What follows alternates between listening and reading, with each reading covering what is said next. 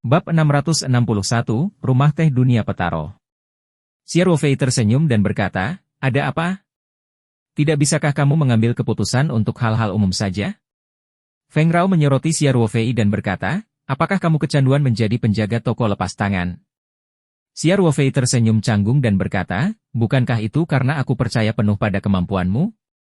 Menurut Anda, berapa banyak bos yang seperti saya di dunia ini, membiarkan bawahan saya melakukan apapun yang mereka inginkan? Jadi aku harusnya bersyukur, kan? Feng Jing bertanya setengah tersenyumlah. Apakah aku harus menyiapkan tablet peringatanmu di rumah dan berdoa kepadamu setiap pagi dan malam? Xiao Fei tiba-tiba merasakan hawa dingin di hatinya.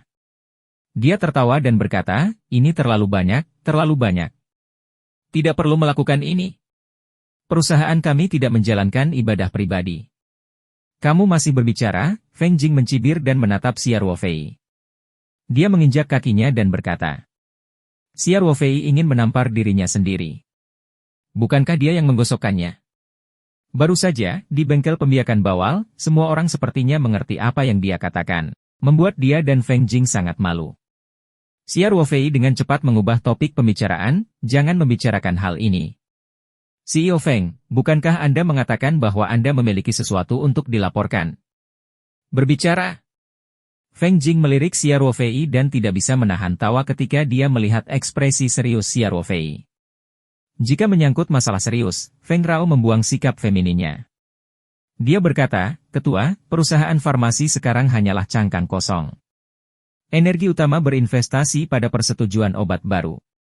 Hanya ada sedikit orang seperti Sui Jinshan. Tidak apa-apa bagi mereka untuk bekerja di pertanian untuk saat ini, tapi menurutku kita harus bergantung pada jangka panjang. Beberapa hal perlu dipersiapkan sejak dini. Oh, menurut Anda apa yang harus kita persiapkan sebelumnya? Xiao Fei bertanya dengan serius. Pertama-tama, tujuan utama membangun perusahaan farmasi adalah memproduksi sup yang menyehatkan jantung, kata Feng Jing sambil berjalan. Di masa depan, dimungkinkan untuk memproduksi salep kulit yang letih, jadi kita harus memilikinya. Cepat atau lambat? Itu sudah pasti, kata Xiao Fei sambil tersenyum. Saya pikir hanya ada dua cara. Salah satunya adalah meminta pemerintah menyetujui sebidang tanah dan memulai dari awal. Feng Jing berkata, syarat lainnya adalah mengakuisisi pabrik farmasi yang sudah jadi dan mengubahnya berdasarkan hal tersebut. Itu benar. Xiao Fei mengangguk dan berkata, Tuan Feng, aku lebih condong ke cara kedua. Ini akan menyelamatkan kita dari banyak masalah dan mengurangi investasi awal kita. Feng Rao mengangguk. Ya, saya telah mengumpulkan informasi yang relevan baru-baru ini. Saya selama ini fokus pada pabrik farmasi di Provinsi Tenggara, terutama yang berada di wilayah kota Sanshan, terutama pabrik kecil yang kinerjanya kurang baik. Saya telah menganalisis kemungkinan mendapatkannya. Xiao Fei mengangguk setuju. Apa yang saya katakan? Saya merasa nyaman jika Anda menangani berbagai hal. Kamu selalu mengutamakan pekerjaan, apa yang harus aku khawatirkan? Jadi kamu setuju? Feng Rao tersipu. Saya setuju, saya setuju. Itu cara berpikir yang benar. Kata Xiao Fei tanpa ragu-ragu. Feng Rao tersenyum dan melanjutkan, Ketua. Tidak peduli apakah itu akuisisi atau baru, bisnis perusahaan kita harus semakin besar. Saya pikir relokasi kantor pusat perusahaan juga harus dimasukkan dalam agenda. Ya. Xiao Fei mengangguk tetapi tidak mengatakan apapun. Dia memberi isyarat agar Feng Rao melanjutkan. Pertama-tama, pabrik farmasi pasti akan memiliki lebih dari beberapa karyawan di masa depan. Selain itu, tim administrasi perusahaan farmasi, lembaga penelitian, dan tim administrasi kantor pusat tidak bisa semuanya terkonsentrasi di pertanian, bukan? Terlebih lagi, lahan pertaniannya terbatas. Jadi kita tidak bisa terus membangun asrama staf, kan, kata Fengke. Ya, lanjutkan. Xiao Fei mengangguk. Juga, tempat ini memang agak terpencil. Meskipun lingkungannya bagus, transportasinya tidak nyaman. Feng Jing berkata, selain itu, perusahaan kita ditakdirkan untuk menjadi lebih besar dan kuat di masa depan. Kantor pusat perusahaan mewakili citra perusahaan. Saya belum pernah mendengar kantor pusat perusahaan internasional berlokasi di sebuah peternakan kecil di desa pegunungan. Xiao Fei tertawa dan berkata, Itu masuk akal. Kawasan ini masih berada di persimpangan beberapa desa, dan luas lahannya terbatas. Pembangunan yang berkelanjutan akan terpengaruh. Ada banyak manfaat lain jika kantor pusat perusahaan dipindahkan ke kota. Feng Jing berkata, pertama-tama, ini pasti akan lebih menarik bagi kaum muda. Kedua, kami tidak perlu terus membangun asrama staf. Kami hanya perlu memberikan subsidi sewa. Selain itu, dengan perluasan bisnis perusahaan, akan bermanfaat bagi kesatuan manajemen di pusat kota dan meningkatkan efisiensi administrasi. Xia Ruofei setuju, ya. Ini hanya tindakan sementara sekarang. Pang Ha mengeluh kepadaku setiap hari, dan berlari ke bank saja sudah cukup melelahkan. Logistik, khususnya keuangan, memang banyak menimbulkan ketidaknyamanan saat ini. Feng Rao mengerucutkan bibirnya dan tersenyum. Xia Ruofei merenung sejenak dan berkata, CEO Feng, saya akan mendengarkan pendapat Anda. Kedepannya, peternakan ini akan terus berkembang hingga ke tepi laut, bahkan mengembangkan budidaya makanan laut.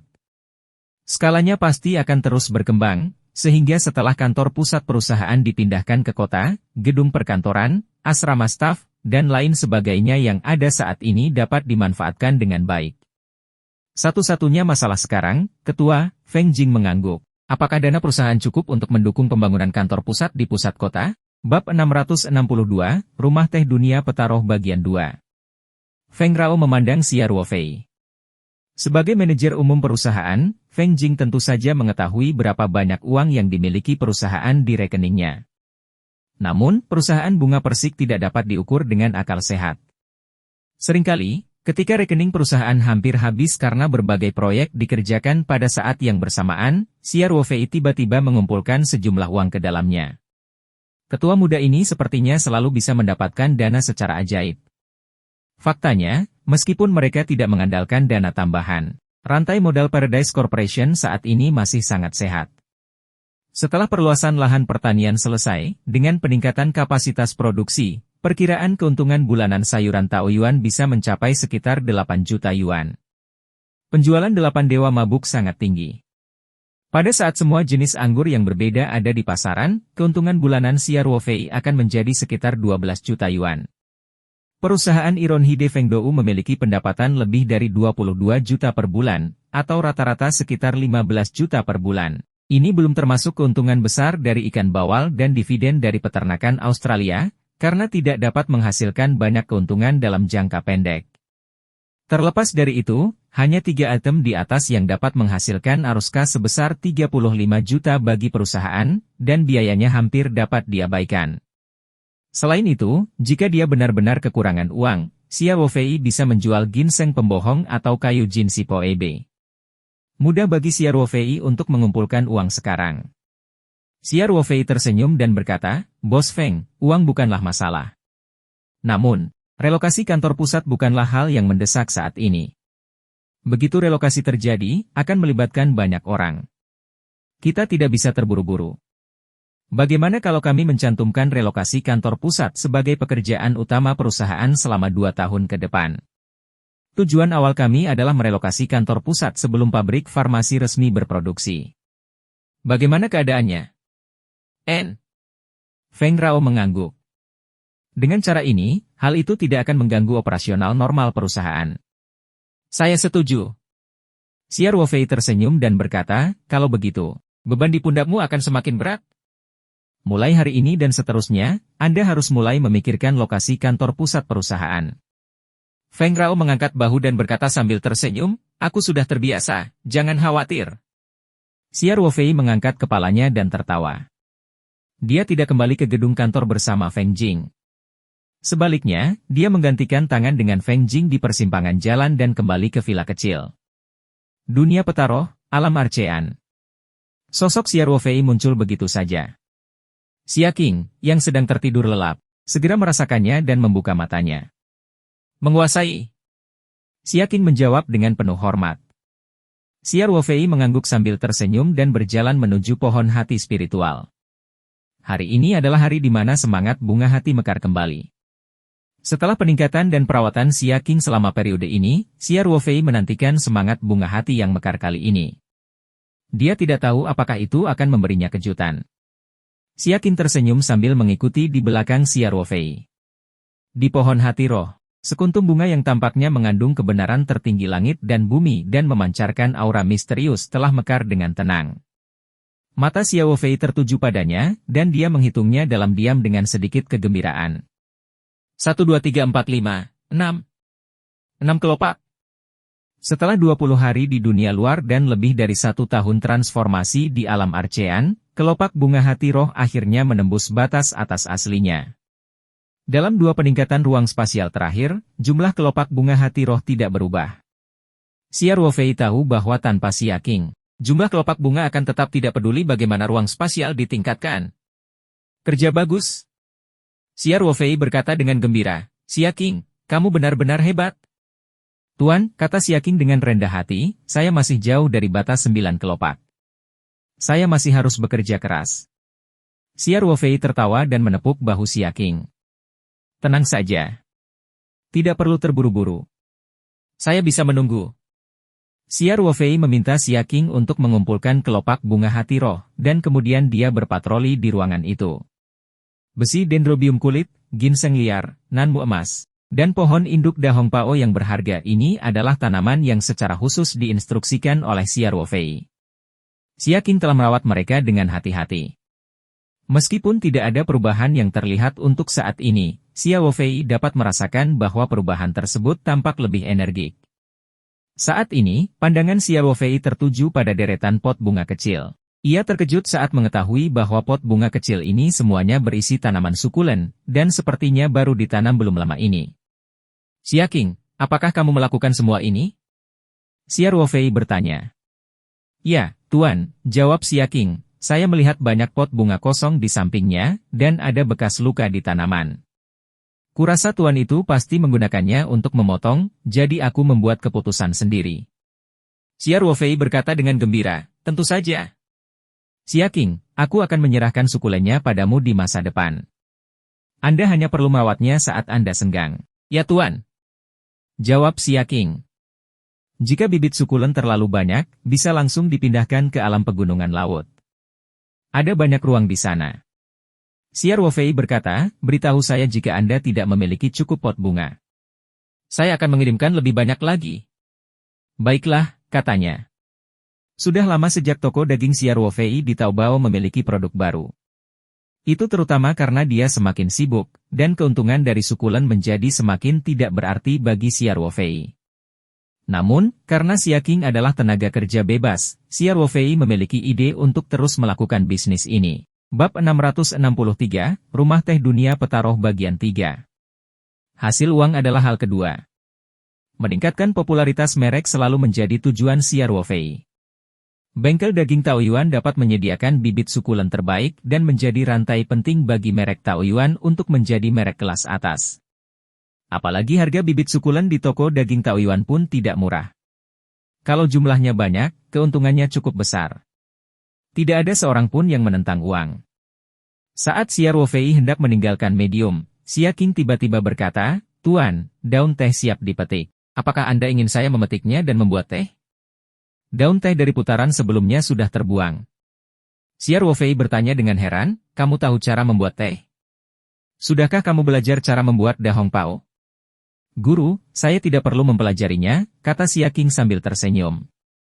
Saya lahir dengan keahlian membuat dahong pao dalam pikiran saya.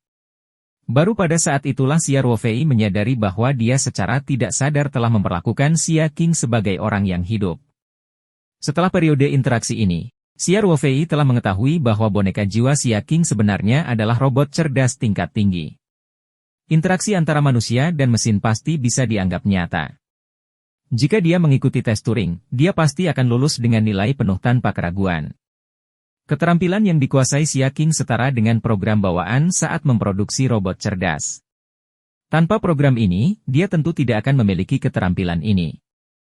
Namun, sebagai mekanisme tingkat lanjut, Xia Qing juga bisa mempelajari keterampilan baru. Xia Ruofei secara kasar memahami bahwa kemampuan utama Xia Qing adalah di bidang tanaman spiritual, yang setara dengan robot bantuan pertanian. Namun, pertanian di sini cukup mewah. Xia Ruofei juga menanyakan beberapa pertanyaan kepada Xia Qing tentang asal-muasal usul dunia petaroh, situasi master sebelumnya, dan sebagainya.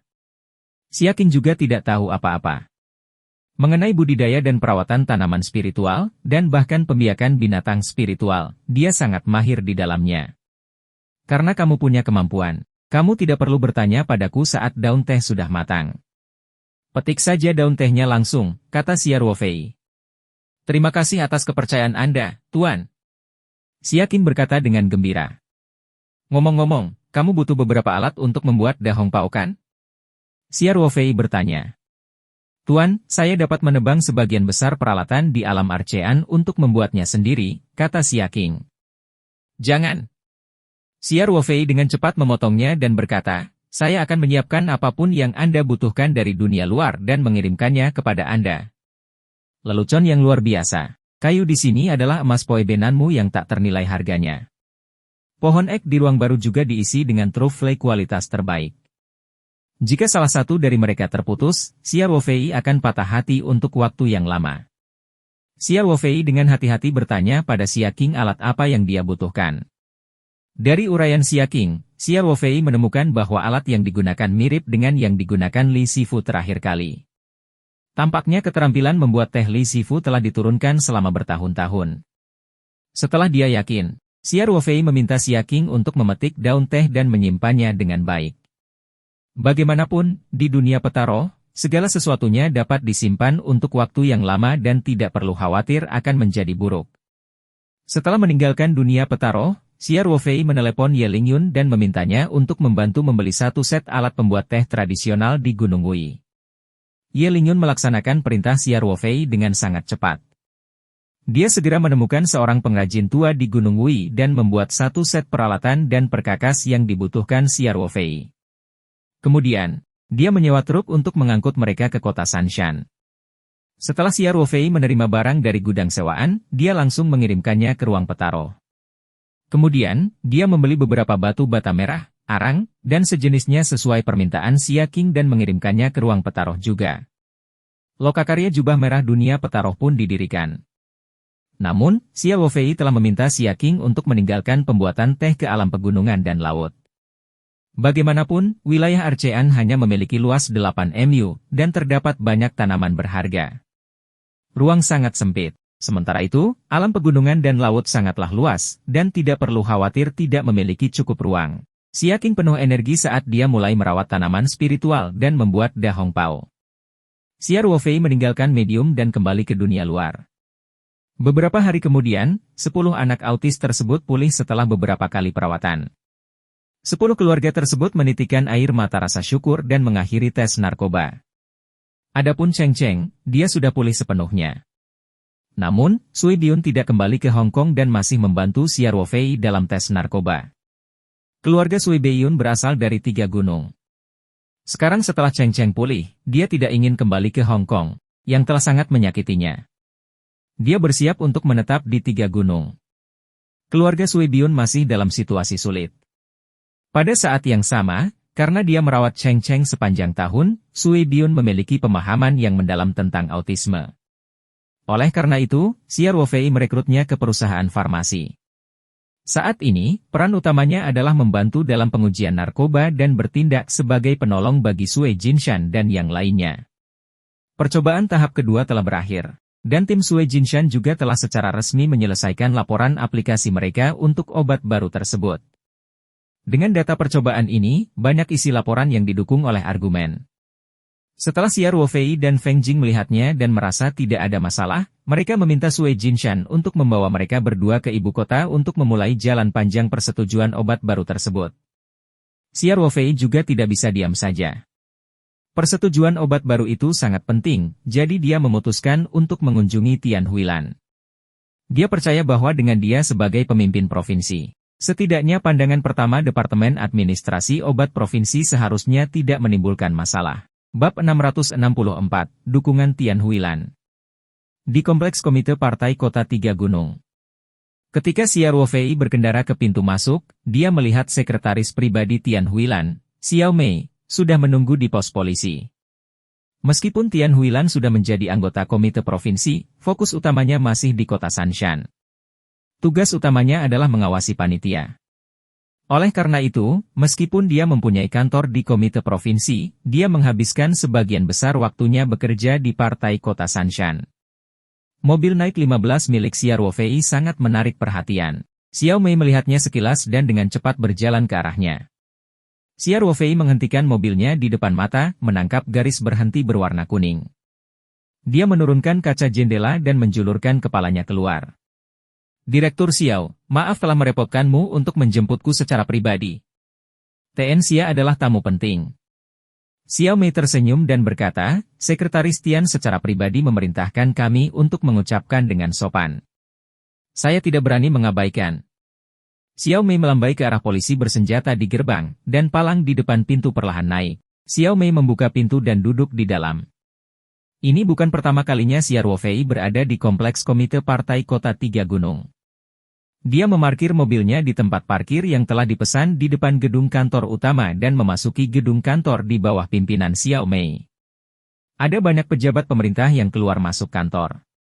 Saat mereka melihat Xiao Mei, mereka semua menyapanya dengan sangat sopan. Ini adalah sekretaris pimpinan partai provinsi.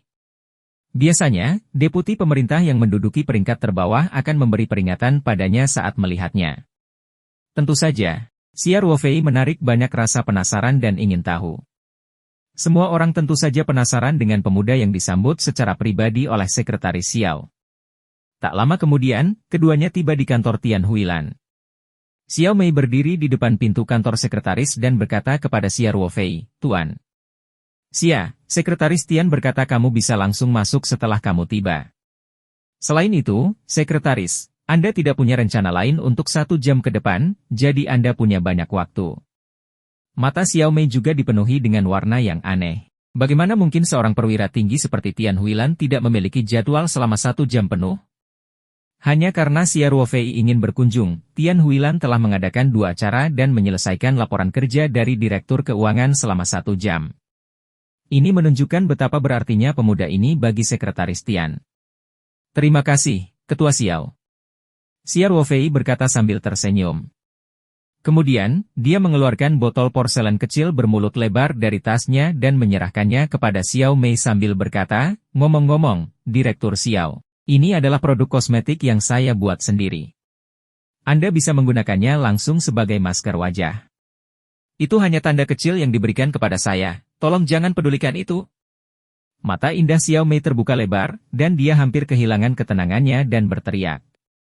Dia segera menutup mulutnya dengan tangannya dan hanya bertanya dengan lembut setelah beberapa saat, Mr. Xia, ini krim kulit giok yang kamu berikan kepada sekretaris terakhir kali?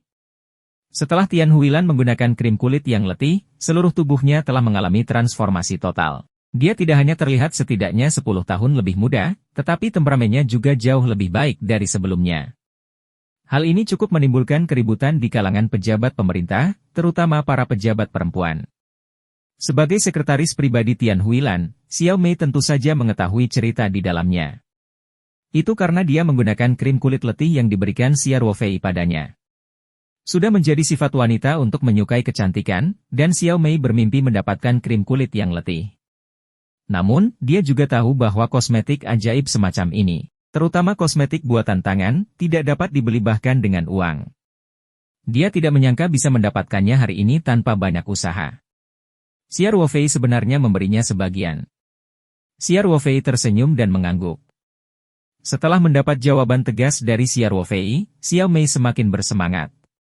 Namun, setelah dia tenang, dia segera berkata, Mr. Xia, hadiah ini terlalu mahal, aku tidak bisa menerimanya. Saat dia mengatakan ini, mata Xiao Mei masih menatap botol salep kulit yang sudah letih, enggan berpisah. Xiao Fei menganggap itu lucu.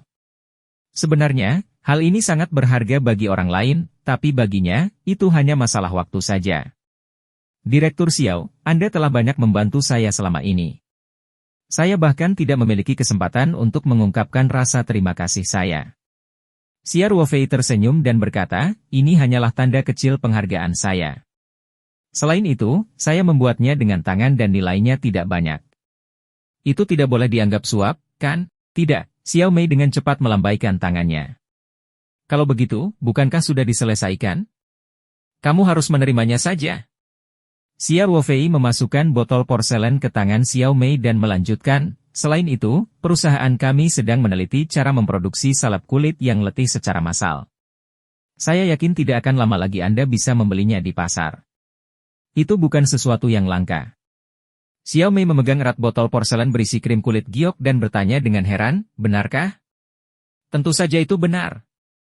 Xia Ruofei berkata, tetapi efek dari versi yang diproduksi secara massal pasti akan sedikit lebih buruk daripada versi buatan tangan ini. Terima kasih, Presiden Xia. Xiao Mei berkata dengan gembira. Xia Ruofei tersenyum dan melambaikan tangannya, lalu dengan lembut mengetuk pintu kantor Tian Huilan. Sebuah suara lembut datang dari dalam, silakan masuk. Xia Ruofei membuka pintu dan masuk. Xiao Mei melihat botol porselen di tangannya dan tidak bisa menyembunyikan kegembiraannya.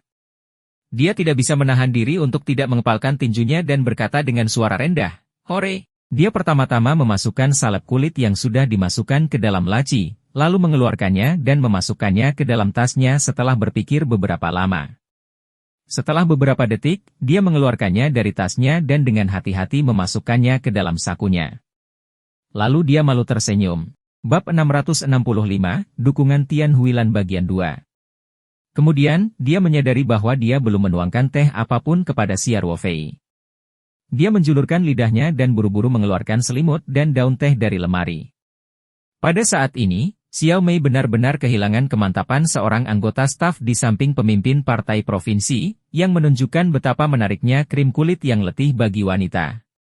Kantor Tian Huilan. Ketika dia melihat Xia Ruofei masuk, Tian Huilan meletakkan dokumen yang dia tanda tangani dan berdiri sambil tersenyum. Xia kecil ada di sini.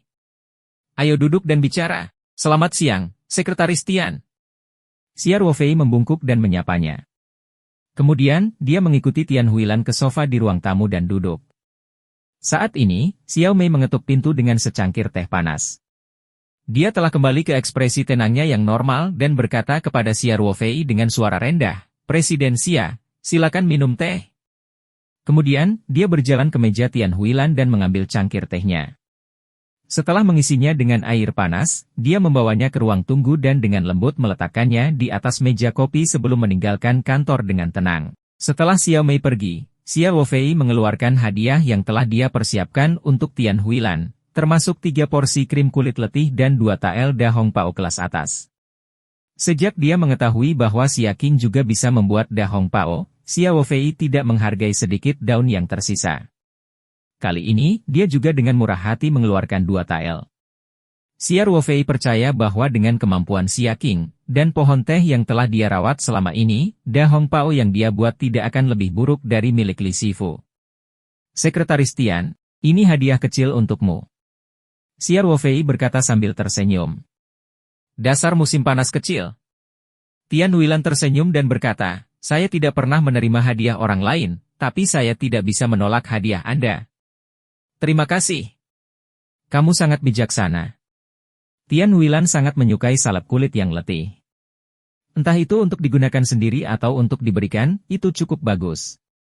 Salep kulit yang letih, yang tidak bisa dibeli dengan uang, telah menjadi kue panas di kalangan wanita kelas atas. Banyak orang bahkan tidak dapat memperoleh sebagian darinya tidak peduli seberapa keras mereka berusaha. Tian Huilan secara alami menyimpan hadiah Xia Ruofei di bawah meja kopi, lalu menunjukkan senyuman ramah dan berkata, Xia kecil, Huisin telah menyebutkan masalahmu bersama sebelumnya. Ini adalah hal besar yang bermanfaat bagi negara dan rakyat. Saya mendukung Anda tanpa syarat. Terima kasih, Sekretaris Tian. Xia Ruofei berkata dengan gembira. Kemarin, ketika dia menelepon Tian Huilan, dia menjelaskan masalah secara kasar. Ia tidak menyangka Tian Huilan akan langsung menyatakan dukungannya.